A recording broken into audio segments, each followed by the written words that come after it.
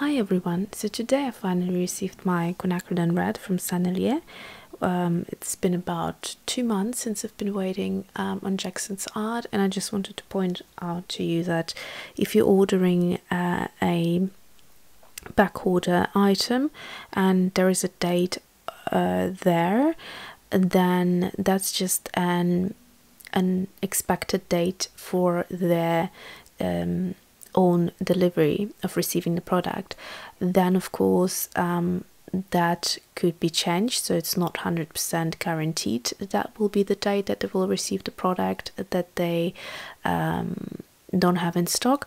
And then also on top of that, there will be some extra time because they'll need to post it out to you, so be aware of that. So if you want to buy an item that you just need at some point but it's not urgent, then I guess back order is okay. However, if you do need something urgently, I wouldn't recommend doing the back order because it happened already twice. First time I had to wait about a month for something, and this time it's been almost 2 months, and actually there's another item that is still not delivered, and it's the Billy Showell's set of the brushes, and so they still haven't received that, and they are thinking they might receive it on the 8th of February in case you're interested. And they were going to actually hold this paint and send it to me once they got the brushes. However, I said, look, I've been waiting for too long, can you please just send it out separately? And they have done it, so otherwise it would have been extremely long waiting for that, so be aware of this. Now, these paints that I'm going to swatch today are 5 tubes, and they're the extra colors from Billy Showell's Sennelier palette that she's using currently. So these 3 tubes, which is quinacridone red, blue violet and indigo, they do not come in her 12 color palette, so I ordered them separately. There is a 4th color to complete her 16 colors from Sennelier, which is a titanium white, also by Sennelier. And then, but I didn't order it, and I'm not planning to do that because I don't use white watercolor. And the final 2 to complete her total of 18 colors that she's currently using on her palette is the Shin PWC Bright Violet, and there is the Winsor & Newton Opera Rose. So let's go ahead and have a good look at these pigments, because I've been really waiting for a long time to do this, and I'm quite excited to look into them. Also, I have my computer ready because there is something about the Shin that I wanted to mention to you. So here on top I'm going to do the transparency test as always. So I'm going to go in the order as I had them laid out. So here's the quinacridone red. Actually, I just realized this color came out like as if it was used before, you know. I didn't open it because obviously it just arrived, so it's a bit of a weird one, and the paint is coming out. Hasn't happened to me before, so I'm not sure why it happened this time, but let me just clean the tube. I hate when this happens. Yuck. So let's do the transparency test first of all. So let's start with the quinacridone red. It's a beautiful color, raspberry color, and it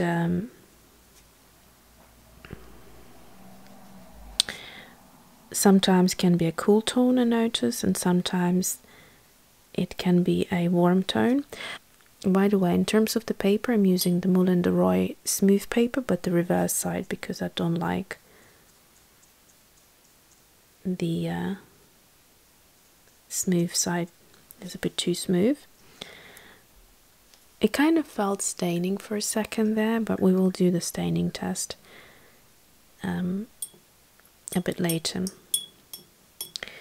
So next one is Sennelier Blue Violet. It looks like it might be a little bit opaque, but we'll see. Oftentimes when the paint is still wet, it might look a little bit on the opaque side, but the true opaqueness you will see once the paint has dried completely. So next one is Sennelier Indigo. So this is going to be really intense. I'll make sure I'll water it out so that we can see some color. Next one is Winsor & Newton Opera Rose. So that's a fluorescent pigment. It's going to be super bright. It's great for mixing. On its own, it's not very natural. On its own, it's not looking natural, but for mixing colors it works really nicely. And finally, Shin Bright Violet. This is a very, as well, on its own, quite unnatural. It has that luminous look to it as well. While they're drying, I just want to quickly go through and talk about the qualities of these watercolors. So Sennelier Quinacridone Red is a PR209 pigment. Now, if you're interested what the equivalent in Winsor & Newton is, that would be also the Quinacridone Red. I haven't compared these four colors in terms of the values, but I have done it with Shin, and later on I'll talk about it. So the Sennelier Quinacridone Red is a series 3, which means it's more expensive than, say, a series 1. In terms of light fastness, it's got it's ASTM tested, and it's got a 2, which is good. So 1 would be very good, as this one is. Then let's move on to the next one. So Sennelier Blue Violet is a PV15 pigment, and the equivalent in Winsor & Newton would be Ultramarine Violet, which so this one is a series 2, and like I said, it's ASTM tested 1, and it's very good, so it's the best rating you can get. Next one is Sennelier Indigo, which has a mix of 3 pigments, and it's PB60, PB15:1, and PBK7. So basically 2 blue pigments and 1 black. It's the same watercolor name for Winsor & Newton as well, Indigo, and this one is a series 1, so it's the cheapest in terms of making this pigment. It's the cheapest one. Now, in terms of light fastness, it's also ASTM tested, which is all great. So all of the 3 are ASTM tested, and it's a 2, so the same as the first one, so it's good. Now let's move on to the next 2, which will have slightly different information, because they, first of all, this is a different brand, so I think they do things slightly different. And in terms of the Opera Rose, it's a fluorescent pigment, so it's going to be fugitive. It won't have light fastness information. On Jackson's Art website, it says NA, so basically not applicable. Okay, so it's a PR122, and it's a series 2. That's all I know. Now finally, let's talk about Shin Bright Violet. So for the pigment, as you will see, they have BV11, which is very different to what we're used to. We're always used to P being pigment, and then the second letter stands for the color. So in this case it's R for red, B for blue, V for violet, and R for red. So here in this case we have B, and V I suppose is probably for violet, and 11. So it's to me it's hard to understand why they have their own pigment names, and I personally, you know, I just like to stick to what I know. So this color is a, actually let's return to this point in a second. So it's a series C, so I again they have a different rating for series. Instead of starting with 1, I think they start with A, and the I think E, so yeah, either E or F is the most expensive one. So C is pretty up there. Light Fast, it has only 1 star right here, and I suppose that sounds like it's very low in terms of light fast. So this brings me to this point. Now when you go on the Billy Showell, Sennelier and the Winsor & Newton converting list, you will see that for the Shin Bright Violet, Winsor & Newton is Cobalt Violet, and when I look it up actually right now, I've got it on Jackson's Art. Interestingly enough, ASTM light fastness rating is 1 for this color, Cobalt Violet. Now 1 is very good, it's the best rating you can get on ASTM. So I'm very confused why this color has made it over the Winsor & Newton Cobalt Violet, possibly because Cobalt Violet is a granulating color, and it's also staining, so maybe for that reason. Also it's a different color altogether. This is a much more fluorescent kind of color, but I don't know, so that's something to be aware of. Okay, so now let's go ahead and do some staining tests. So let's just quickly look at this. This is transparent. Okay, so both of the Sennelier, the quinacridone red and blue violet, say that they're transparent on the tube. Then the indigo is semi-opaque. The Shin says it's transparent, and Winsor & Newton has this sort of line over here, so I would assume that probably means semi-transparent, I'm not sure. Let's have a look on the paper. So this is transparent, and so is this. However, when it comes to the blue violet, I can very clearly see that the line, the black line, is not as clear on this side as it is here, so I wouldn't call this transparent. This one is transparent, and so is this one. Crisp black line all through. And once again, looking at this one, this is the least transparent color.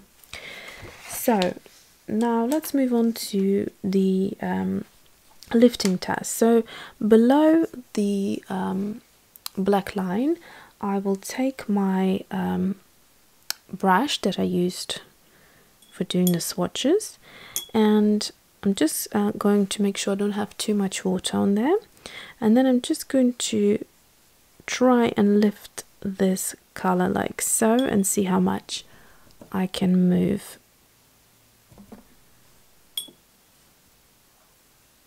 So that's quite good, it lifts really well. Next one is blue violet.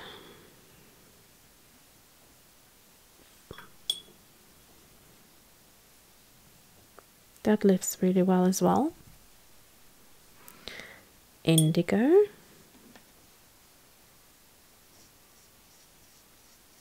Now indigo staining. Yeah. So indigo is pretty staining. Now let's try this one. Well, actually it moved quite well on the part where it had most watercolor. Now let's try this one here. So lifts are right. Yeah, that's okay. Alright, so the most staining color is indigo. Now let's just do a disperse test. So I'm going to wet the areas below and then just drop some paint into there. I love doing this because it just looks so beautiful. So I'm just going to make sure it's nice and wet, and then I'm going to go into quinacridone red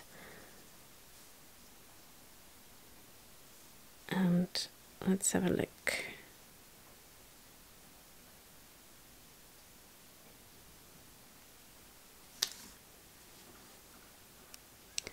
Okay, sorry about that, I'll make sure you can see this time. Now next one is going to be Sennelier Violet. Let's see how this one is moving. That's interesting, isn't it? Quite different.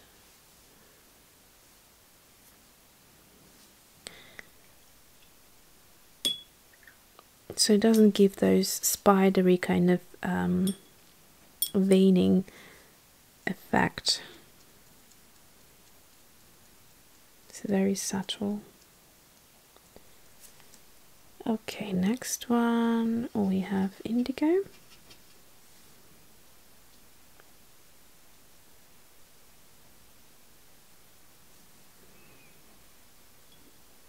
That's all right. Seems quite ordinary. And then it is really staining because you can see even my water is now quite stained.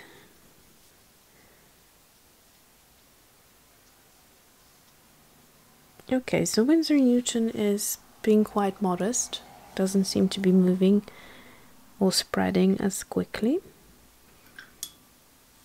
And then finally let's try this one here.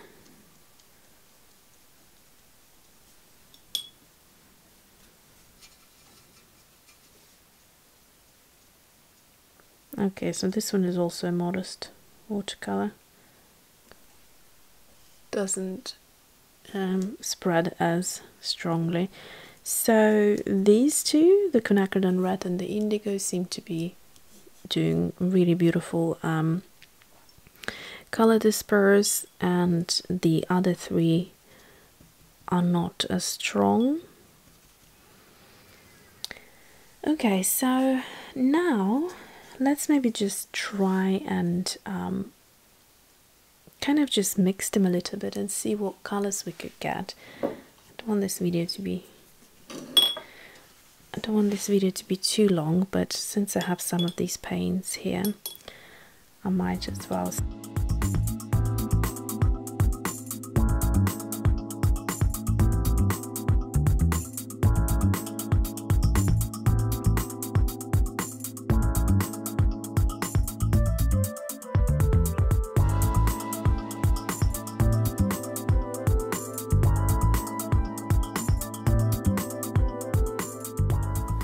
Okay, let's try indigo with Opera Rose.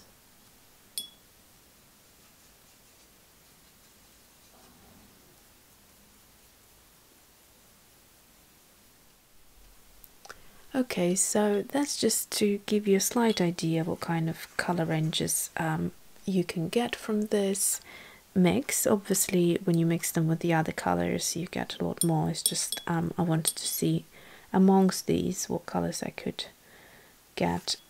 So I hope this helped you to see these colors if you are interested in them.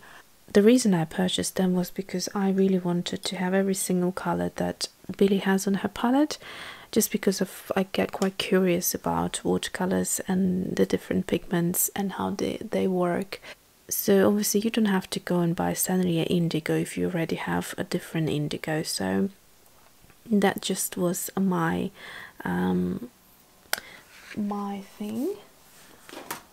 Also, I didn't have to buy a couple of colors from here, but for example here I'll show you. So this is the Daniel Smith Opera Rose, and this one here is the Winsor Newton, and you can see the difference between them. So that's pretty much everything I have to say. I think this video is quite long now as it is, so thanks for watching and see you soon.